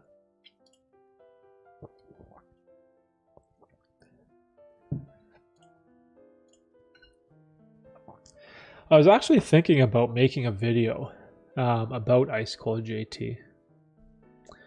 I always wonder if it's good that I do that. Do people find those type of videos beneficial when I talk about other content creators, or should I just focus in on the type of ideas that I talk about?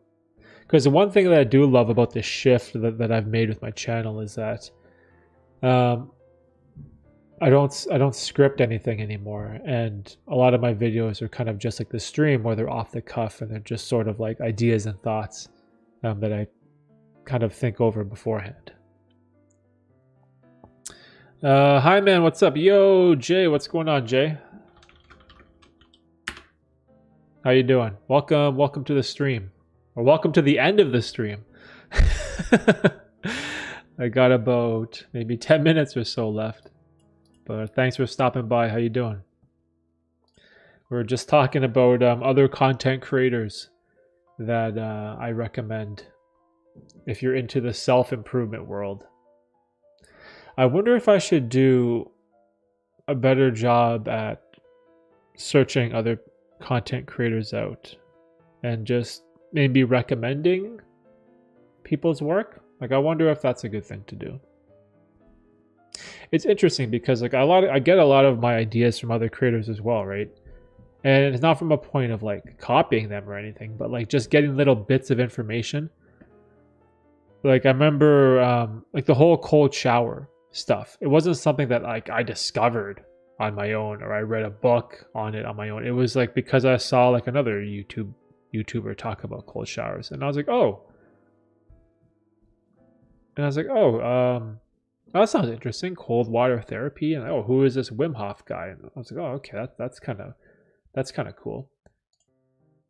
But it's if I never keep myself open to those ideas, right, then I might not find these new habits that I could try out.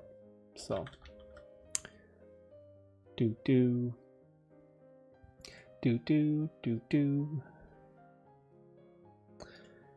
I think I will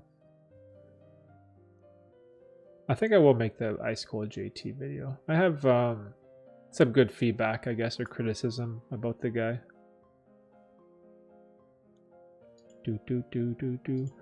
I'm not sure if you remember me from about a year ago or so, maybe even longer, on Twitch. I was Exxon. Oh man. Let's see. Exxon sounds familiar. Man, Twitch feels so long ago. Was it when I was streaming on Twitch and I was just like studying or like writing or video editing? Name sounds familiar, Exxon. Damn, bro, the Twitch days. See, this is what the streaming turned into. Like the Twitch was kind of like an experiment. I was just sort of like playing around with it, and I was just sort of streaming my productivity in real time. And then what I realized is I actually enjoy streaming and talking about like ideas with people. And so that's when it sort of transitioned away from Twitch and into YouTube. But it was funny because if I never experimented with streaming on Twitch, then I never would have got into this type of stuff, which is funny. So the Twitch days, it always interests me because there was like nobody watching, right? I'm like basically streaming to myself, and I don't even know what I was doing. I think I spent some time video editing, and then other days I was just writing. Because back then, all of my YouTube videos were scripted. Like I'd come up with a title and I'd write down all the information that I wanted to talk about, like word for word. You know, and some parts were kind of done like whether I like sort of freestyled it or I just did it off the top. But for the large majority of my YouTube videos, like a year or 2 years ago, it was very structured. The ideas are very thought out and written beforehand. And yeah, it's been like a huge transformation since then. I remember we talked about travels and how you've been to Japan and California for a wedding or something. Oh my gosh, dude, that was so long ago. Yeah. I've been to California a couple of times and I've been to Japan once. That was a couple of years ago. Well, actually, when I guess when I was streaming, it was a lot more recent. Yeah, one of my friends from elementary school, like way back, one of my friends that I've known for like 30 years. He got married in California, so we went there for their wedding. It was super cool. And then we also had me and my wife. We had like an Asia trip planned where we hit China, South Korea, Japan, and Thailand for a couple weeks, and it was like super fun. And I was super glad that we did it. Because now, you know, after moving and having kids, like traveling is like out of the question. And I'm glad that I kind of went to the countries that I really wanted to see when I was younger. Because now it's almost impossible. It's probably like a logistical nightmare trying to travel with a 2-year-old. Like imagine. Oh my gosh. Like I wouldn't know how to manage the 18-hour flight to Japan or whatever it was. But yeah, I can't believe you remember that, dude. Exxon from back in the day in the Twitch days. But yeah, how you been, dude? What's been going on? So I guess you eventually just navigated from Twitch over to my YouTube channel, I guess. Or I'm sure I talked about my YouTube channel when I was streaming on Twitch. So there was like definitely that cross-pollination there.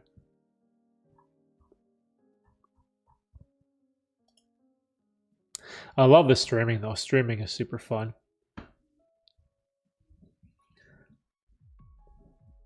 So I did make a schedule, and I talked about this in the beginning of the stream, where I try to stream twice a month, so bi-weekly. It seems like the schedule that works best with the viewers and all you guys. 'Cause I've asked a couple times.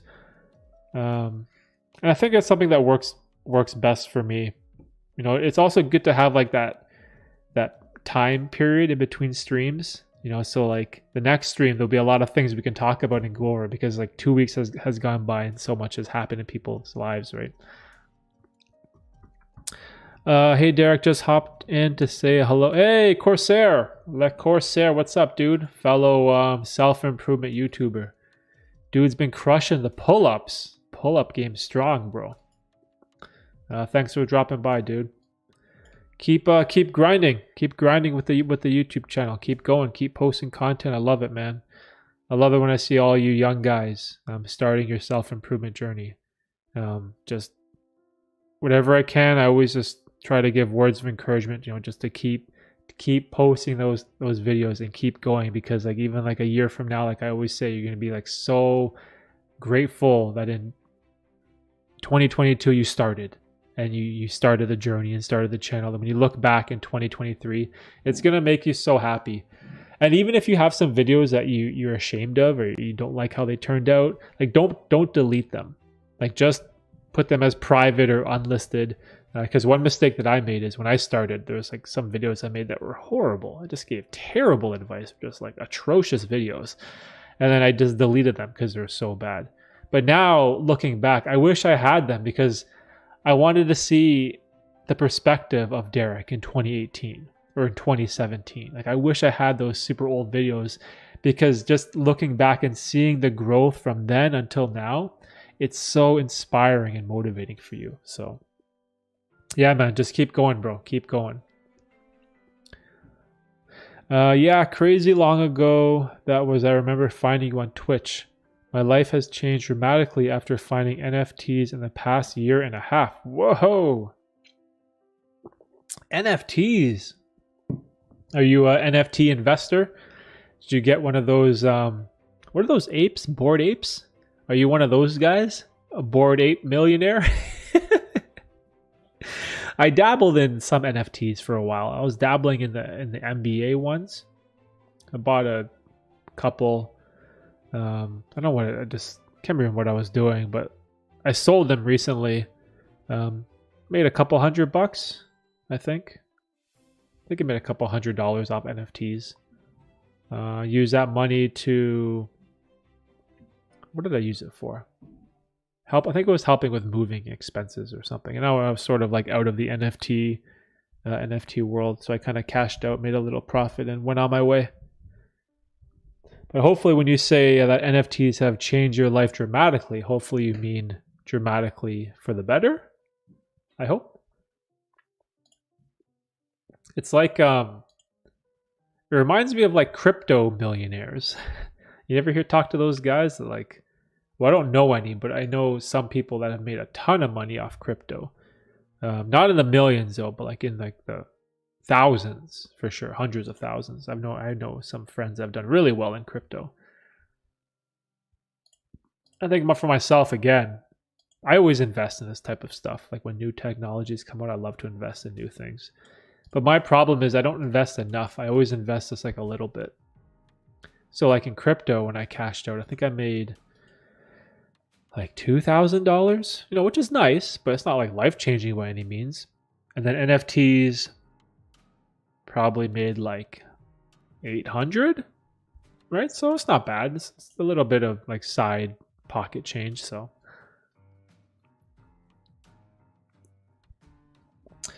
yeah, man, matter of fact, yes, I got into Bored. Yo, you are a Bored Ape, bro. Oh, that's amazing, dude. Dude, that's awesome. I love the whole Bored Ape stuff. That's so cool. You got into it early. Well, you got into it when they were very cheap. Sold them off a little bit early, but it definitely has changed my life financially for the long run. Oh, dude, love it. I love it. It's amazing. I know they get lots of hate and like extreme hate, but I'm not sure. Yeah, I don't I don't get that either.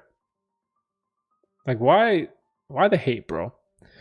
I feel like some of the hate comes from a point of jealousy too, right? Like some people see that they missed out on the Bored Ape boat and they get so upset when they see how much money people have made off the sales.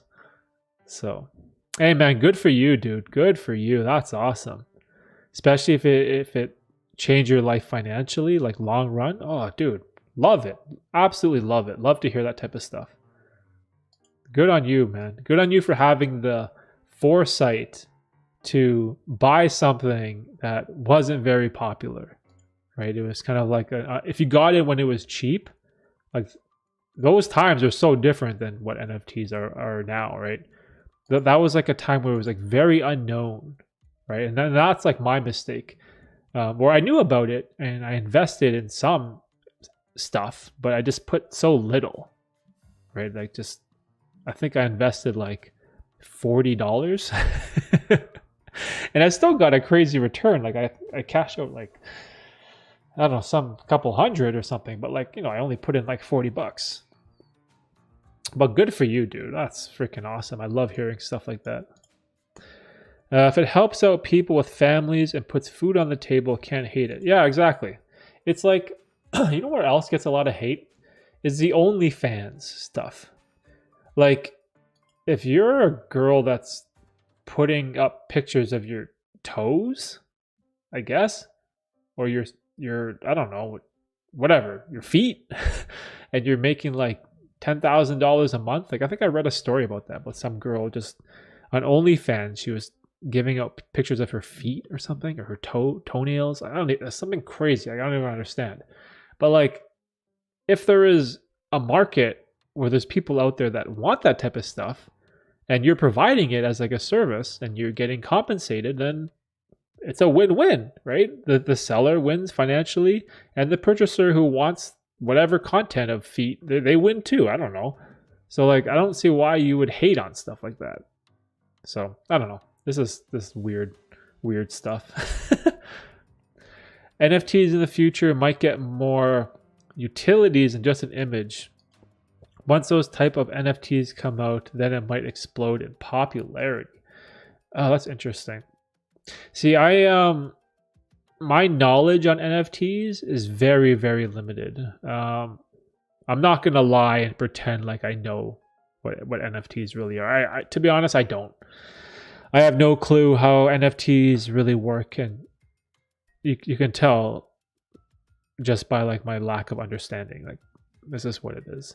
But yeah, I could definitely see NFTs popping off. Like, even though I don't understand it, but who knows, right? So there's lots of things in this world that I don't understand or comprehend, like the value behind it, and they just like take off, and I don't know. It's just like stocks too. Like, I don't understand stocks, or how the stock market works, or how it drops so many points and all this dividends to the shareholders and blah, blah, blah, blah. I don't know any of that, man.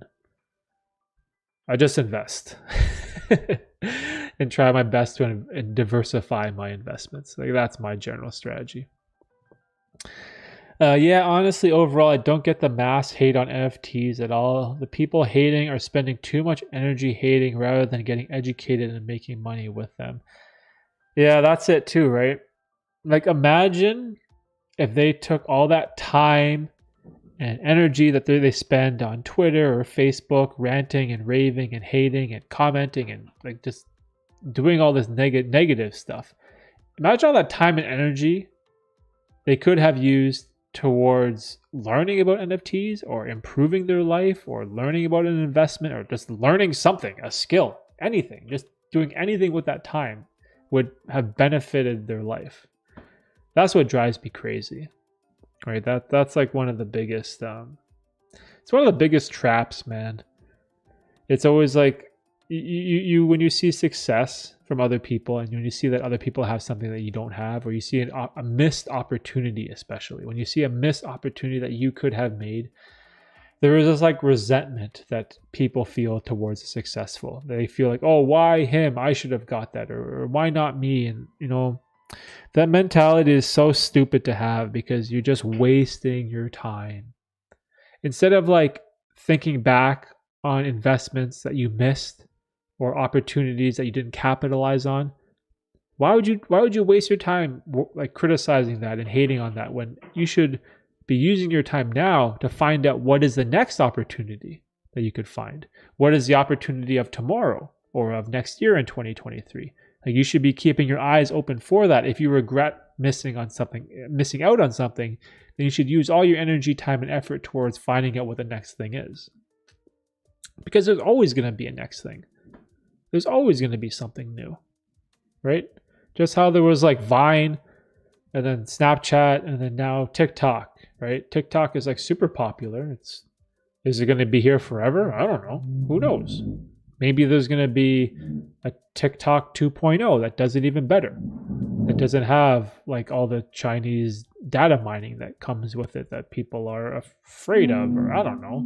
Or maybe there's a new TikTok that comes with, whoa, someone's moving the table upstairs. But maybe there's like a TikTok 2.0 that comes with better monetization options and payment for its creators, and everyone switches over. I don't know. Or maybe YouTube streaming blows up and everyone leaves from Twitch. Like there's always something new, right? And if you always focus all your time on things that you missed, then you're going to miss the next opportunity as well. So, or at least that's how I feel about it. Hey, it's we hit the 2-hour mark. I think I'm gonna end the stream. Got a bunch of stuff to do today, but hey, thanks for stopping by, Jay, Mr. Exxon, Exxon from Twitch, and Corsair. Glad to chat with you guys. Batiste, Nick, if you're still here, still watching, everyone else that came by, Swen, Forrest, Brian, thanks guys for dropping by during the stream. It was great talking to everyone. If you're still here, I guess hit the like button on the stream. I don't know what that does. Hopefully it will help and let people know that the stream is good or interesting. And we'll see you guys in 2 weeks. So the next stream will be Saturday, June 25th at around the same time, 12 noon standard time. So thanks, guys, and have a good weekend. Bye.